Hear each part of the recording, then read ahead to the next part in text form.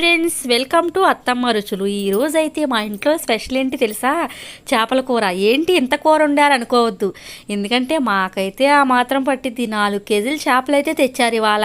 ఇక chicken mutton అవైతే మాత్రం 2 కూరలు అయితే వండాలి. సో చేపలు అనుకోండి అందరూ తింటారు, ఎందుకంటే చేప తింటే మంచిది.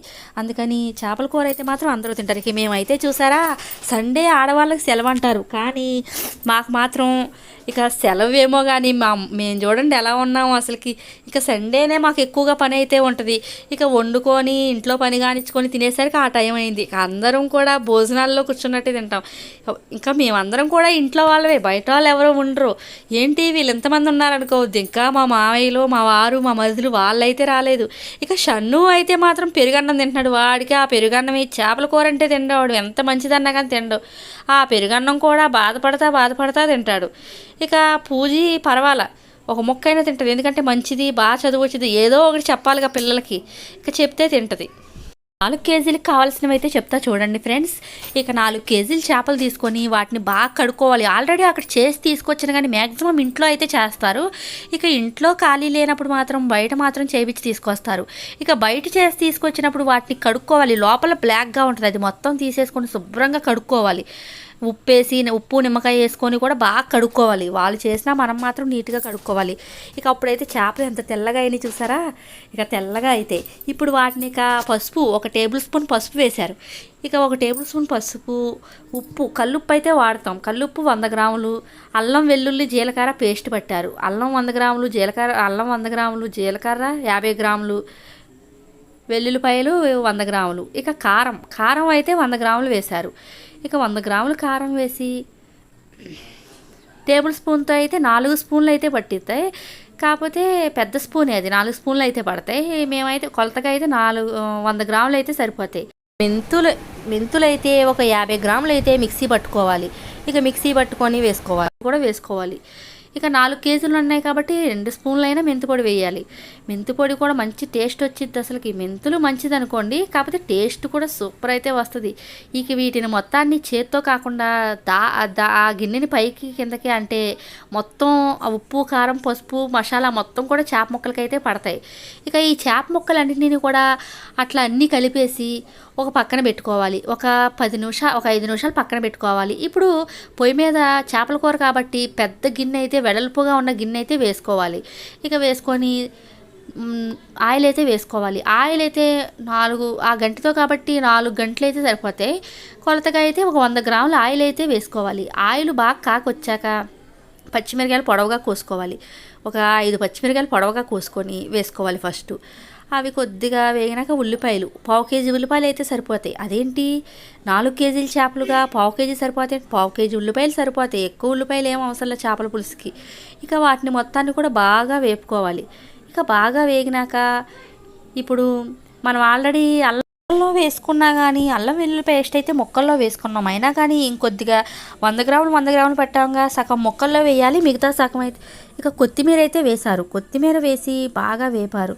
ఇక కొత్తిమీర కూడా వేసి బాగా వేపి, ఇక అల్లం వెల్లుల్లి పేస్ట్ దాంట్లో సగం వేసాంగా, ఇంకా సగం ఉంచాలి. 100 గ్రాములు దాంట్లోనే వేసేయకూడదు, సగం ఉంచి ఆ సగాన్ని కూడా ఈ ఉల్లిపాయల్లో వేసేయాలి. వేసి ఈ అల్లం వెల్లుల్లి మొత్తం పచ్చివాసన పోయే వరకు ఉల్లిపాయల్లో అయితే బాగా వేపాలి. ఇక బాగా ఉల్లిపాయలు కూడా బాగా ఎర్రగా వేగినాక వీటిని మొత్తాన్ని కూడా పచ్చివాసన కూడా పోయిద్ది అల్లం వెల్లుల్లి పేస్టు. వీటిని మొత్తాన్ని కూడా బాగా వేపాలి. ఇక బాగా వేపినాకైతే ఇక 4 కేజీలకైతే ఆ గిన్నె సరిపోయిద్ది. అదే 2 కేజీలు కూడా వండుకోవచ్చు. కొద్ది తగ్గించుకొని అయితే వేసుకోవాలి వీటన్నిటిని. ఇక అట్లయితే మాకు 4 కేజీలకు పడతాయి కాబట్టి నేనైతే ఆ 4 కేజీలు అయితే చెప్తున్నాను చూసారా. ఇక ఉల్లిపాయలు ఇవన్నీ అయితే బాగా వేగిపోయినాయి. ఇక కరివేపాకు వేసుకోవాలి. కరివేపాకు ఎందుకంటే కళ్ళకు మంచిది కాబట్టి మ్యాక్సిమం అన్నిట్లో అయితే వేస్తాం. కొత్తిమీర వేసాంగా అంటే దేని టేస్ట్ దాందే. ఇక ఆల్రెడీ మనం కలుపుకున్న ముక్కల్ని పక్కన పెట్టుకొని ఈ కరివేపాకు కూడా వేసేసి బాగా కలపాలి. వీటిని మొత్తాన్ని కూడా బాగా కలిపి అడుగు పట్టకుండా కలుపుతూ ఉండాలి. ఉల్లిపాయలు మొత్తం అన్నిట్లు కూడా. ఉల్లిపాయలు అయితే మరి బాగా అయితే వేగిపోయినాయి. ఇక ఆల్రెడీ మనం పక్కన పెట్టుకున్న ముక్కలు చేత్తో ఒకటి అయితే వేసేయాలి. ఇక పక్కన కాకుండా అట్లా వేసేయాలి ముక్కలన్నీ కూడా. ఇక ముక్కలన్నీ కూడా అంత దాంట్లో సరిపోతాయా అంటే సరిపోతాయి, ఎందుకంటే అది వెడల్పుగా ఉంటుంది గిన్నె దాకా, అందుకని దాంట్లో అయితే సరిపోతాయి. ఇక ముక్కలన్నీ కూడా వేసేసి ఒకటి ఒకటి ఒకటి అయితే వేసేయాలి. ఇక ఆల్రెడీ అడుగున ఉప్పు కారం అవన్నీ కొద్దిగా అయితే ఉండిపోతాయి. ఇక మొత్తం కూడా చూసారా అన్నీ కూడా సరిపోతాయి ఆ దాకలో అయితే. ఇక చేపల కూర దాకా అనమాట అది. ఇక చేపల కూర మాత్రం సూపర్ వండుతారు అత్తయ్య. అసలు ఏ కూర అయినా బాగా వండుతారు అనుకోండి, ఇక చేపల కూర అయితే ఇంకా బాగా వండుతారు. స్మెల్లే సూపర్ ఉంటుంది అసలుకి. ఇక వంట అయ్యిద్ది, ఇక పిల్లలకు పెట్టాక ఇక నెక్స్ట్ మేమందరం ఒకేసారి తింటాం. ముందు ఆకలి వేయదా అంటే వేయదు. ఇక అందరం కలిసి ఒక్కసారి తినాల్సింది. మిగతా రోజుల్లో అంటే ఎవరికి వాళ్ళు తినేస్తాం. సండే మాత్రం అందరూ కలిసి కూర్చోవలసింది. ఇక ఈ ముక్కలన్నీ కూడా వేసేసి ఒక 10 నిమిషాల సేపు, ఒక 5 నిమిషాల సేపు అయితే వదిలేయాలి. ఇక ఈ ఆయిల్ కింద ఆయిల్ ఉందిగా అది మొత్తం పడుద్ది. ఇక వాటర్ పోసుకోవాలి. ఆల్రెడీ దాకలో ఉప్పు కారం అన్నీ కొద్దుకునే దాంట్లో కొద్దిగా వాటర్ పోసుకొని ఈ ముక్కల్లో అయితే వేయాలి. ఈ ముక్కలు మునగనట్టు అయితే వేసుకోవాలి. మొత్తం మునిగే వరకు అయితే వేయకూడదు, ఎందుకంటే మనం పులుసు వేసుకోవాలిగా. ఇక చింతపండు అయితే పావు కేజీ చింతపండు అయితే నానబెట్టి పక్కన పెట్టుకోవాలి. ఇక వాటర్ అయితే సరిపోతాయి. ఇక చేపల కూర మీద అయితే మూత పెట్టుకుంటే ఒక 10 నిమిషాలు ఉడికితే సరిపోయిద్ది. ఇక 10 నిమిషాలకి ముక్క అయితే మెత్తగా అయితే అయిపోయిద్ది. మరీ అంత మెత్తగా అవ్వదు, సరిపడా మెత్తగా అయితే అయ్యిద్ది. ఇక ఆల్రెడీ పెద్ద పొయ్యి కాబట్టి వంట అయితే మాత్రం స్పీడ్గా అయిపోయిద్ది అసలుకి. ఇక గరిటె పెట్టి కలిపితే ముక్కలు విడిపోతాయి కాబట్టి దాకతో కలుపుతున్నారు. దాకన పట్టుకొని అటు ఇటు తిప్పితే చాలు కలిస్తాయి మొత్తం కూడా.